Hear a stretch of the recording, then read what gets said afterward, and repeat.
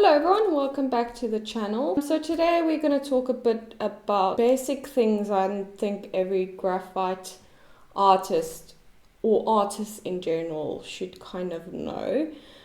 Well, some things will be general, some things will be graphite specific, other things will maybe be more pencil specific. So yeah, we're going to have a little run through some things kind of that I think are important to know. Anything that I mentioned that has appropriate links will be listed down in the description box. So let's start with the basics, the supplies. So I have a full-on supply talk through on my channel, what I use and kind of why I use them. Now for a beginner, obviously sometimes it's budget dependent. You're not sure whether or not this new hobby will stick, so it's not always very beneficial to go out and buy the most expensive stuff, especially if you are new either to the art world or to a medium. You don't know whether or not you are going to kind of stick with it. So my general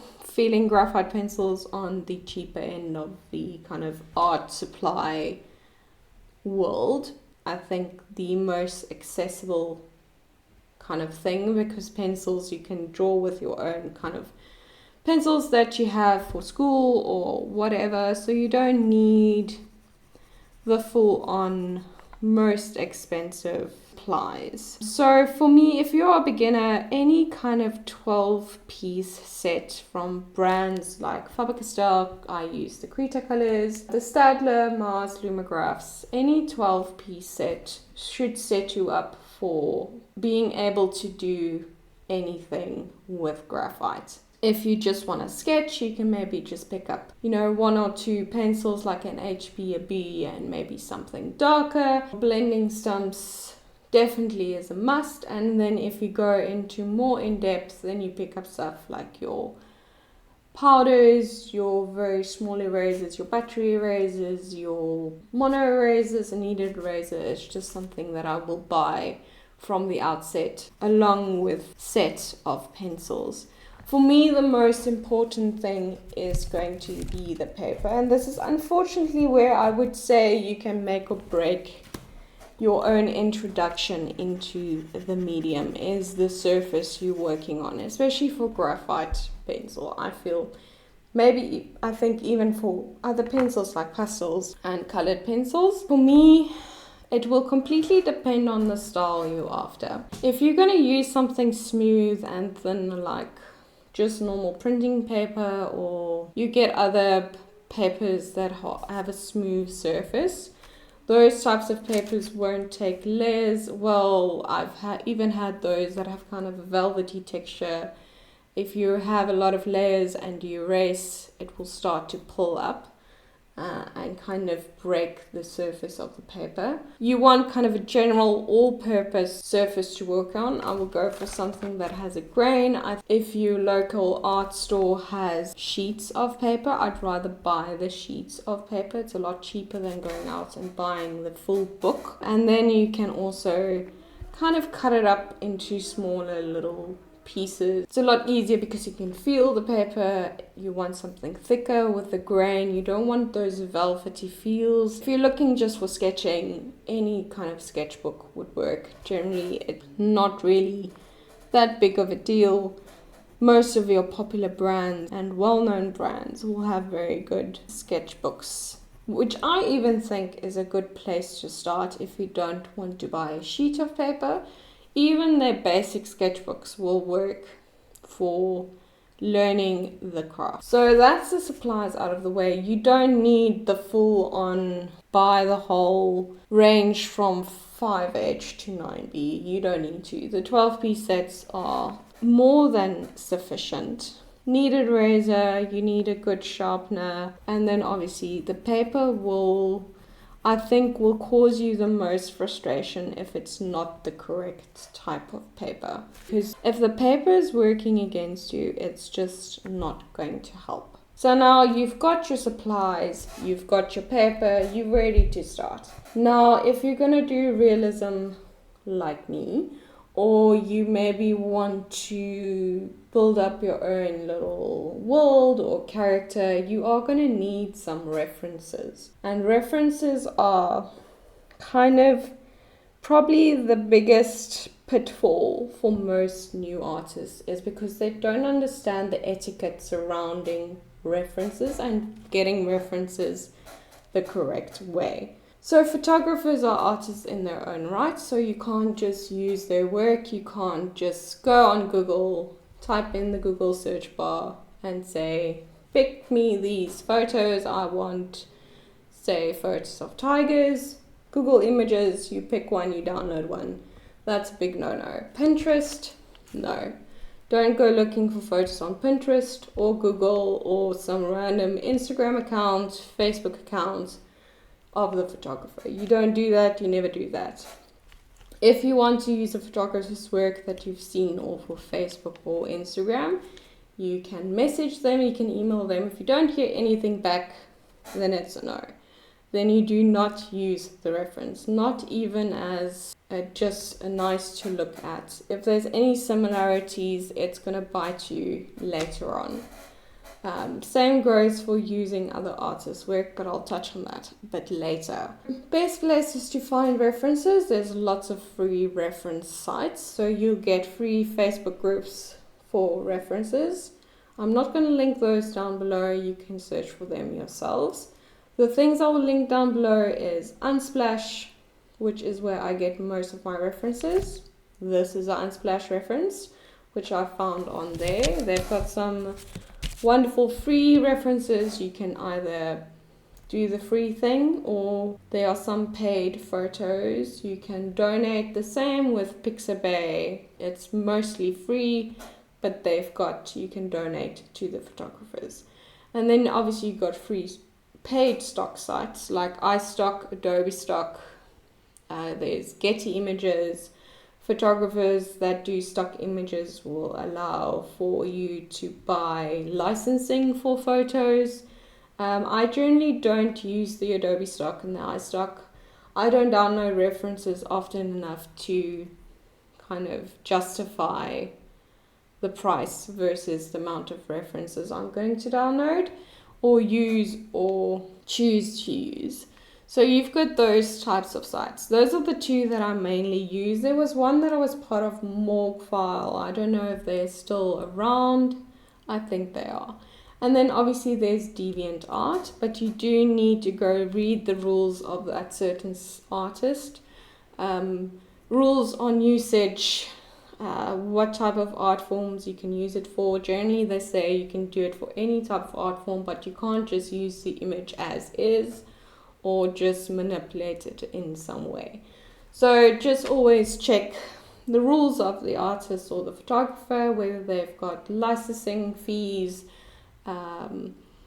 donate where you can, if you can.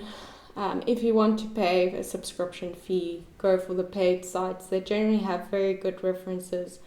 And then there's also a site which is a lot cheaper. It's a pay per photo type of thing, wildlife reference photos, which I think is a much better kind of model if you want to pay for references than the subscription based stuff.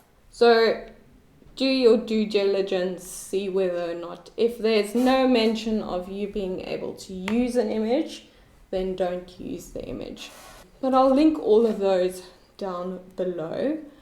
So that's kind of the basic thing of references, is always ask before you use. Check the site, make sure you are part of, if you are part of any Facebook groups, they generally have rules that you have to follow in order to use the photographer's references. And you also get photographers that have specific groups for their own photos where they post all their references for use, and they'll have rules. And it's generally the same rules across the board. So if you just follow, you credit your photographer, you don't post the image just as is, and you use it within the realm of kind of appropriate etiquette. Generally some artists or photographers will say you can't sell your work, most of them will be fine with you selling and reproducing your work into prints and stuff like that. So that's references, and it, like I said, it's a pitfall for most artists, especially if they start. I've made the mistakes. Even don't use magazines, don't use any form of media outlet for your references. That's big no. I made the mistakes in the beginning. Luckily, I quickly figured out that it's a no. Joined reference groups very early on in my career and kind of built up from there. DeviantArt was also a very good source for references in the beginning, and now I mainly exclusively use Pixabay and Unsplash. So we've now got our supplies, we've now got good sourced references. Now we are moving on to how to get kind of your proportions on to the paper. Now, mostly people will say freehand. You don't need to freehand. I use a grid, so you can see I've got blocks marked out. You can I do most of mine on Photoshop, the grids.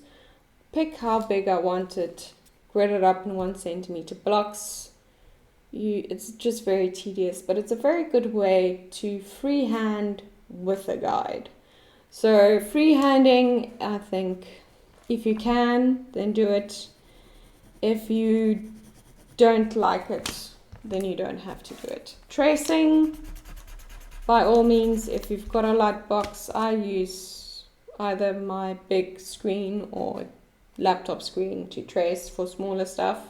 Very simple. You've got transfer papers that you can use for getting, if you're using maybe pastel matte or colored paper, you can use transfer paper to get it on to proportions correct. You don't need to freehand. Please don't listen to those people that say freehand is the only way and the best way. And if you do it any other way, you're not a true artist, which is complete and utter bullshit.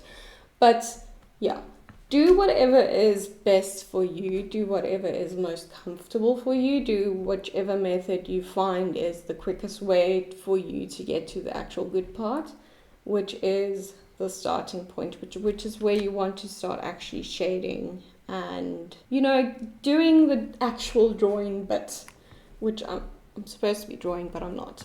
Any method to get your work onto the paper, the lines, use it. You don't need to feel bad if you never freehand a drawing. It's each to their own. If you want to have that kind of label on and say everything is freehanded, then by all means do that.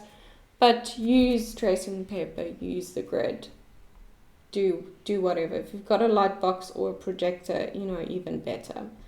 So you've got your line work, you've got your reference, you've got your supplies. Now, the biggest thing that I think from there, it's kind of a very personal journey. It's a very personal choice. You've got to sort of figure out your own style in that manner.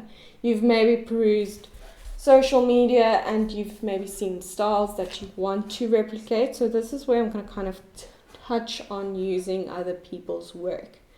Now I'm going to preface this by saying it's never appropriate to use other people's work and post it online. I think personally, if you want to use someone else's work merely as practice, you are never going to sell it. You are never going to give it away. It's never going to leave your possession. Then you can use other people's work, because it's never going to leave you. It's never going to be posted online. It's never going to be given to a friend. It's never going to be sold. You're never going to exchange money for it. You're never going to gain. You're never going to do a tutorial on it. Please never. You're never going to do a TikTok video on it, a YouTube short, an Instagram reel. You're not going to post it on Facebook. No one's ever going to see it besides you. Then you can use other people's work to learn. And I'm going to say this as it's a learning tool. replication is a learning tool, but never, ever, ever, ever completely copy it and then profit off of it. Once you've kind of figured out that method that the artist is using, maybe you've seen a video where they use a certain technique, then you can use it on your own drawing from a reference that you choose yourself. A drawing that obviously there comes points where artists will use the same reference, then it's very difficult to say whether or not it's been replicated from the artist's work or the reference. But you can very easily see whether or not this person has developed their own style and it looks completely different from the other one that's also used the same reference. I think by now we all know there's some common references that kind of does the round.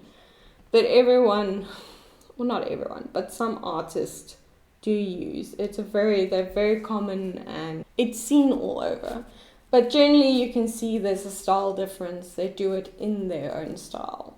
Learn from other people, but before you ever kind of post about it, make sure you have at that point done your own reference work or your own composition work and have transferred it into your own style. I know a lot of artists, if you maybe do on Twitch, it's very easy to see their complete process and then it's a lot easier to replicate their style as well. But for learning techniques and using of the materials, I think watching how other people do it is the best way to learn, but you've also got to put in the own work and figure it out yourself to develop that style. Because even in realism, you will see a style difference. You will see a difference in the way of the person using the medium. So you've now gotten your style. You've got your reference, you've got your materials, and you've got your work on the paper. Now you've started your initial layering process and you kind of need to have that final finesse. So the thing that I can mostly say for beginner artists is contrast and taking note of your depth and your highlights and your differences in values. Most of the time when I've seen new artists, they'll probably have really good proportions, they'll know how the subject works, they've either traced it or they've got very good freehand proportions. But contrast is lacking. Say for instance, I'm going to use this drawing because it's kind of in between everywhere, of layers being built up and contrast being brought to the forefront. If you look at this at the top, you've got some depth, you've got some highlight, but contrast is non-existent. When you get here, it gets a little bit better, but it's still very samey in comparison to this. So this is similarly what you would see in a new artist's kind of work. They've got the basic gist of it. They've got the basic proportions correct. They see the shapes of the shadows and the highlights, but there is no contrast. There's no real depth and there's no real shadow. This might be fine in the broad scheme of the work, but if I was to take just this little statue man and his torso, it's not very contrasted. You've got some depth here in the shadow, but it's not necessarily replicated enough in this torso area for it to be complete contrast. You've even got it down here where you've got real depth, but I do know for a fact, because I've been drawing for a while, that that is not as deep as it can go.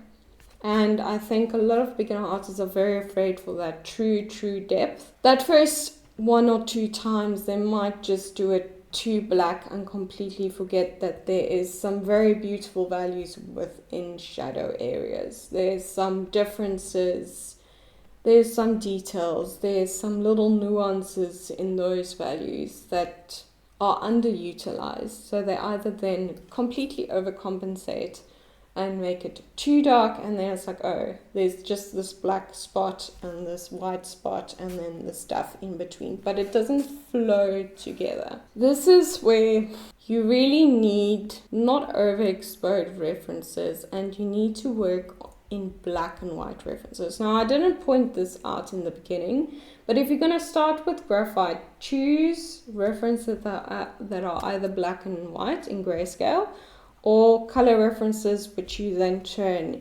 into grayscale references.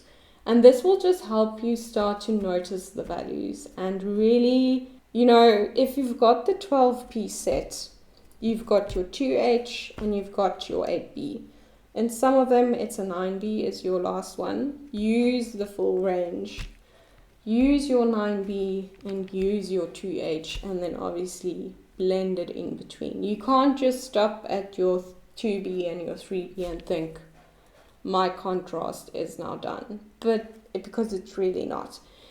Even if it's just a very small area, like here, where you've just got a little bit of depth. Some references are very much in your light source. I would completely avoid those types of references. You want something that's a bit more balanced, not overexposed. You can still see your nuance differences in values and some details in your shadows and in your highlights. So you want to be able to put details in your lightest parts and your darkest parts. And most of the work is also done in your kind of mid-range values. So that's why you will see here, everything is kind of the same, bar for one or two areas where it's not very similar. So if I was to say this is now very much in the light, but if I was to show that part to you, or even this little rock section down here at the bottom, let me just move this down. You can see the shapes, you can see kind of where it's going towards, but there's no real contrast. There's highlights and there's maybe some one or two shadows. Here it's really starting to kind of get there, and even with this, but it's very similar. It's very washed out. It's almost, if you're going to work in color, it's very pastel-y.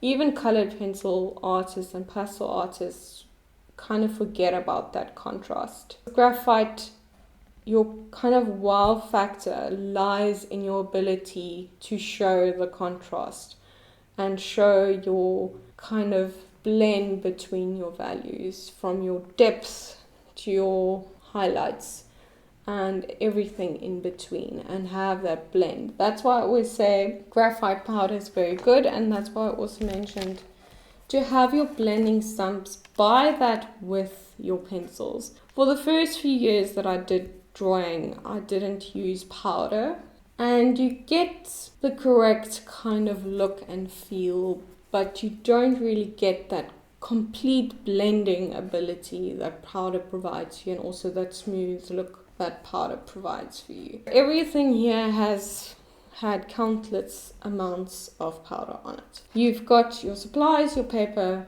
your reference, you've put it on paper, your line work, you've chosen a method of putting your lines on the paper.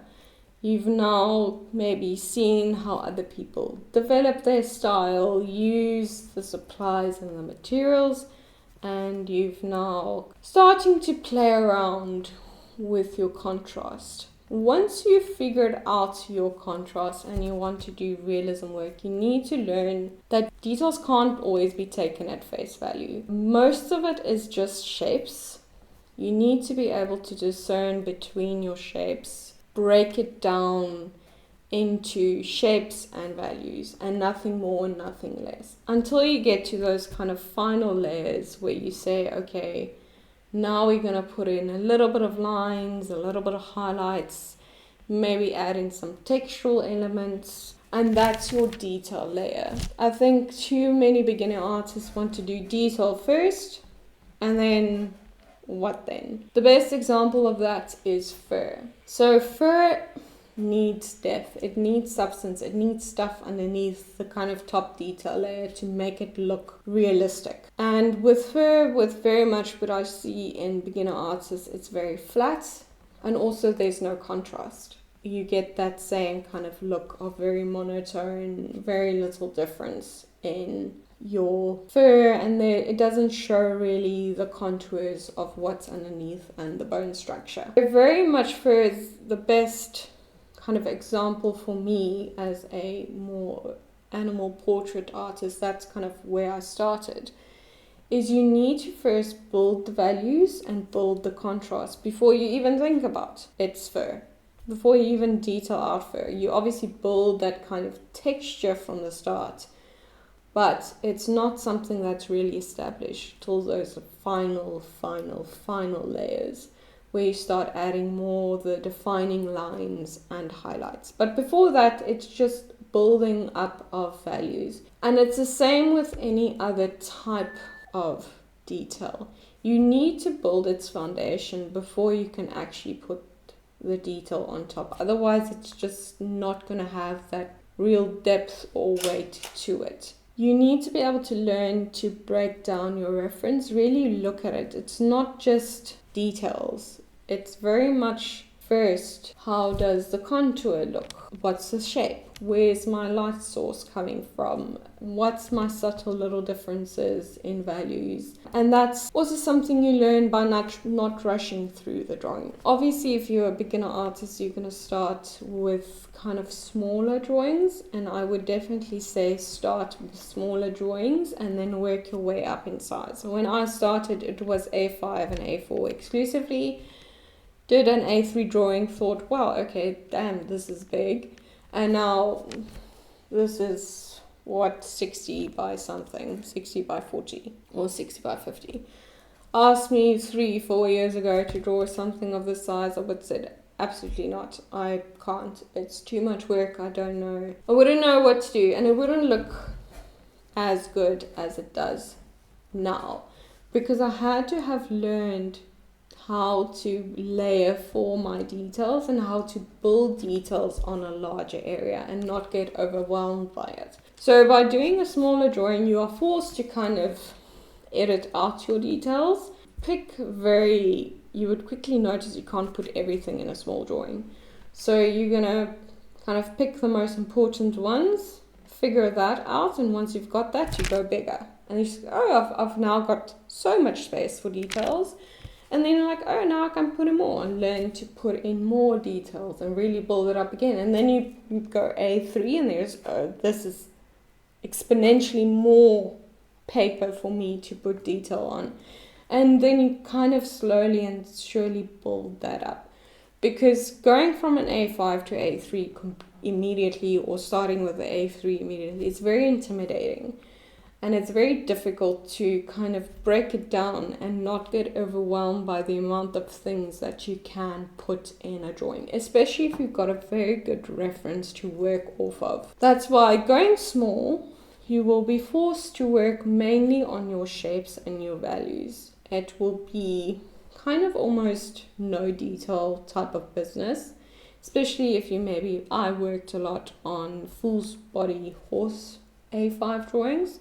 I still love them, haven't done them in ages. But that very much forced you to work just with your values and your shapes. The only details you could probably put in is maybe some fur details, your mane and your tail, and then you can't really even do anything with the eye. And then you build up from there. And then you start to zoom into your reference and do more focus type drawings where you've got maybe just the eye, or the snow leopard that I did, that's A4, but 20 hours long.